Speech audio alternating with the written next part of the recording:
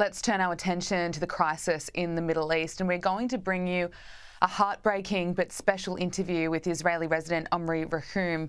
It was just over 1 year ago that Omri received the news that his 28-year-old sister, her fiancé and his uncle were all murdered by Hamas terrorists. Now, after marking the 1 year anniversary of the devastating October 7 terror attack last week, Omri has kindly shared his story with us, ensuring that the legacy of his loved ones lives on. Nitzan Rahum was about to become a mother. She was 4 months pregnant with what was supposed to be her first child when she was murdered by Hamas terrorists. Nitzan's brother Omri will never forget the last meal he shared with his older sister. And she came by, we ate all the family together here at our house.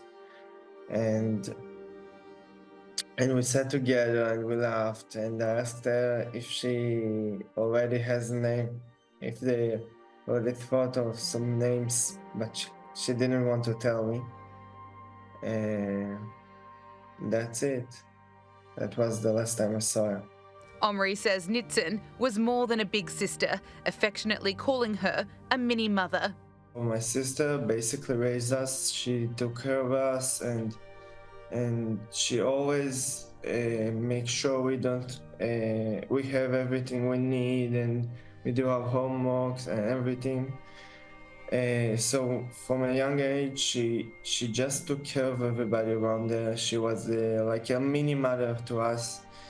Everybody around her, she always looked around her in the eyes of the people, and she knew exactly what's going on with them and what's the right thing to say. She was really a kind person with good heart. She loved to help everybody around her. Nitzan and her fiancé Lidor were in the happiest chapter of their lives. Both of them couldn't wait to start a family. Lidor was a person of happiness and enjoying party.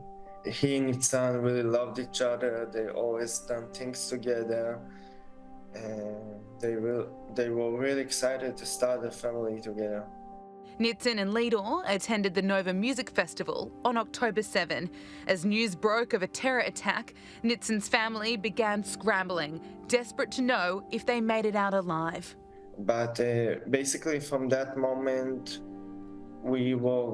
she was unreachable. We didn't know where she was and what happened with her. It was horrible days. We couldn't do anything, and nobody knew anything. Nitzan, her unborn baby, and her fiancé Lidor were all murdered that day, along with 360 partygoers. It's been more than a year since that dark day, and Omri is still coming to terms with the unimaginable loss. You can't comprehend it. You can't. We can't understand it. Just one day, in the most harsh and awful way. More than 1,200 innocent people were killed on October 7. Around 100 people are still being held hostage.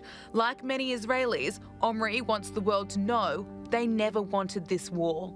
I think the most important thing that I want people to know is that we don't want this war. We didn't acted for it. The people who was murdered was young people who went dancing. This was peaceful people who loved everybody around them. This was a community of peace and happiness, and everybody was included. Everybody was welcomed. They didn't kill only Jews. They killed everybody they came across.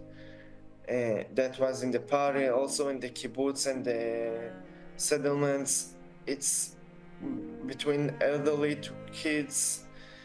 We just want peace. We just want quiet. We want to live our lives. We want to be happy.